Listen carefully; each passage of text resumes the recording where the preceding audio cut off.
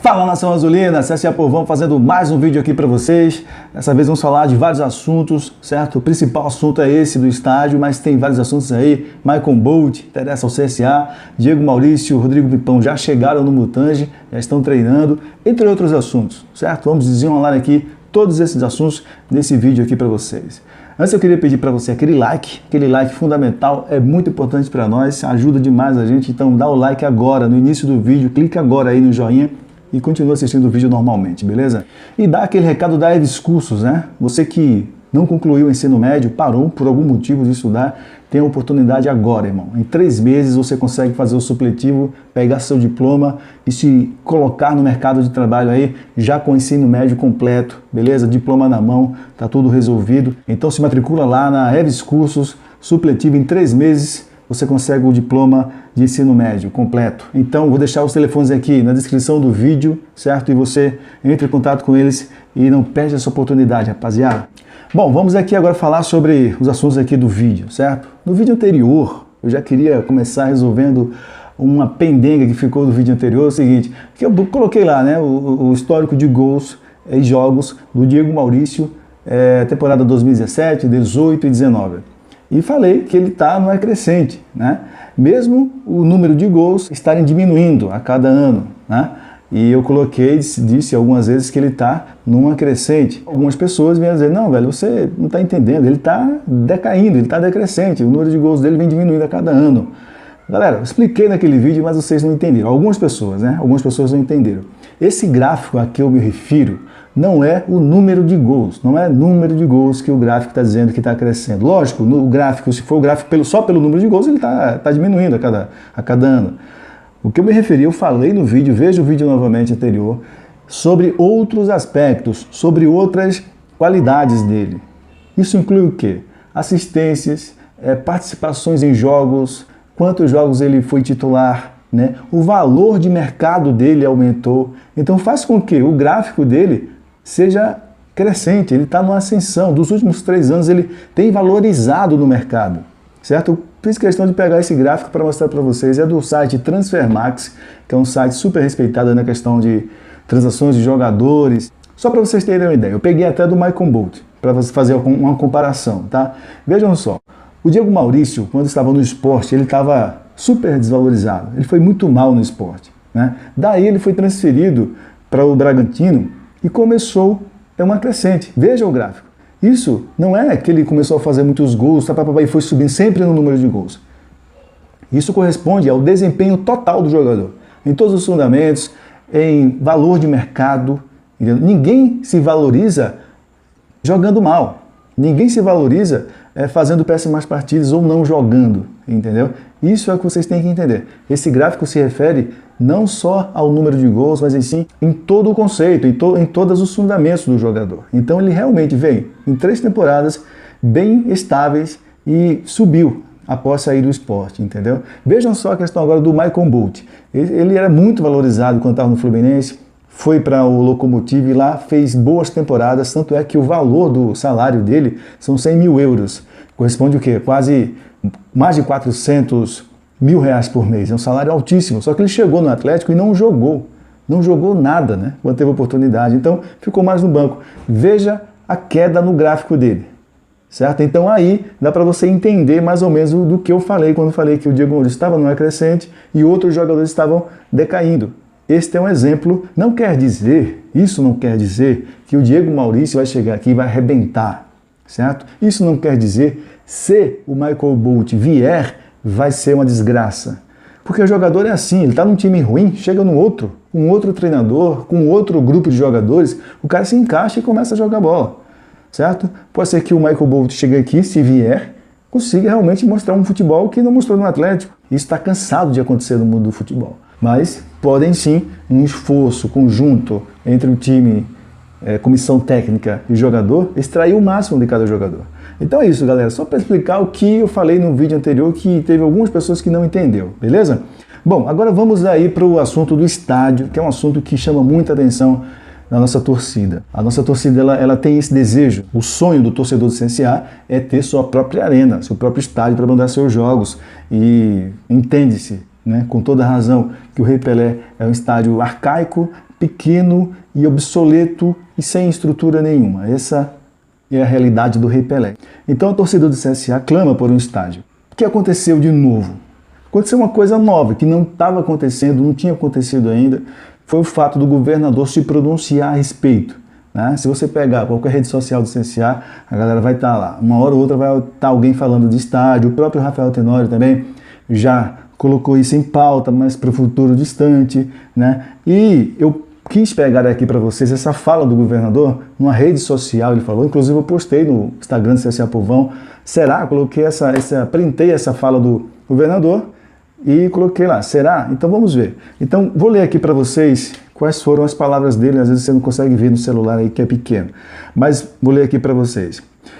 Falou o governador respondendo a um internauta, né, sobre a construção do estádio e tal.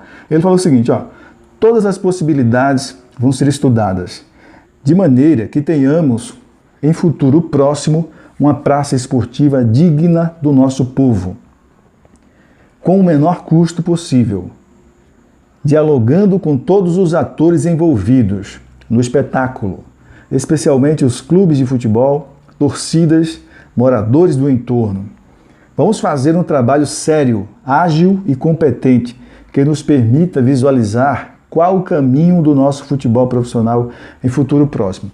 Esse aqui está registrado, é o primeiro pronunciamento do governador Renan Filho a respeito do estádio, né, do estádio novo. Né? Ele fala muito a respeito do Rei Pelé e tal, fez algumas reformas agora, quando o CSA foi para a Série A, enfim, mas está longe do Rei Pelé atender aos requisitos, principalmente da torcida do CSA. A torcida do CRB é uma torcida pequena, que ninguém ouve falar por parte da torcida do CRB que se querem um estádio e tal, porque eles frequentam muito pouco o estádio, vão em média por 3 mil pessoas por jogo. Então o que acontece? É um apelo da torcida do CSA. A torcida do CSA se vê num local pequeno e sem estrutura e com muita gente querendo entrar nos jogos do CSA. A torcida do CSA é muito presente dentro do estádio. Né? A torcida que dá uma média boa em todos os jogos, seja que jogo for, entendeu? Seja o time estando rebaixado ou não, a torcida vai para ver o CSA, independente de qualquer situação. Então esse é um pleito, né, digamos assim, da torcida do CSA, da torcida do CSA. Ele fala aqui em ver os atores, né, os atores envolvidos são os personagens envolvidos, os clubes, a torcida, os moradores do entorno. Dá a entender aqui que ele já tem alguma coisa em mente, ele já viu, né, já pesquisou, já ficou curioso em saber o que demanda um estádio. Seria o quê? Demolição do Rei Pelé e construção de um novo? Seria reforma do Rei Pelé? Ou seria, de repente, fazer do Rei Pelé uma outra situação e fazer um estádio em um outro lugar? Né? Isso com certeza já passou pela cabeça dele, do governador, porque ele é um cara que gosta muito de futebol, entende pra caramba de futebol. Eu já vi algumas entrevistas dele falando sobre futebol. Ele fala, velho, fluentemente sobre futebol, domina muito. Então, esse é o primeiro pronunciamento dele. Né? Aí daí você diz, Adelmo, e agora? O que é que acontece? Como é fazer um estádio? Muitas pessoas não sabem quanto custa fazer um estádio de futebol. Falam em terreno, se apegam no terreno. Galera, eu trabalho na área imobiliária, eu conheço os valores de terreno. O terreno é o mais acessível possível. É a coisa mais fácil do projeto, é você adquirir o terreno. Se você quiser comprar um terreno hoje na parte alta, ali perto do aeroporto, você compra à vista, certo? Não é uma fortuna enorme. O terreno é a parte ínfima do valor da construção do estádio, certo? Então, eu peguei aqui para vocês alguns exemplos de estádios que foram construídos com valores abaixo, né, de mercado, ou abaixo do que foram construídos outros estádios. Eu não quero nem falar em arenas da Copa, tá? Isso aí é um assunto que não tem nem de onde você tirar um argumento que satisfaça a cabeça do torcedor e dizer, não, vamos pegar por base o estádio da Copa. Não, vocês gastaram 1 bilhão para fazer um estádio, o outro foi 1 bilhão e 200, então é sem futuro. Não vamos nem colocar aqui na pauta esses assuntos aí relacionados aos estádios da Copa. É outra história aqui.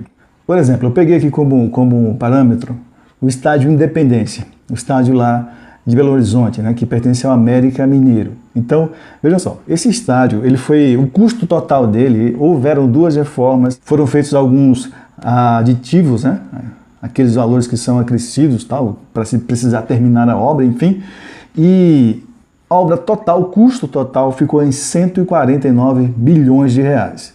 Estádio para 24 mil pessoas, um estádio novo, foi feito agora, 5, 6 anos atrás. Então, é um projeto arquitetônico muito bonito, muito bonito. Daí você vê o quanto se custa para fazer um estádio, né? Capacidade para 24 mil, certo? Eles têm ainda um espaço atrás de um dos gols, que dá para fazer um lance de arquibancada ali, de repente, uma arquibancada móvel e tal, para diminuir os custos, até de manutenção. Mas 149, 150 milhões de reais custou a Arena Independência.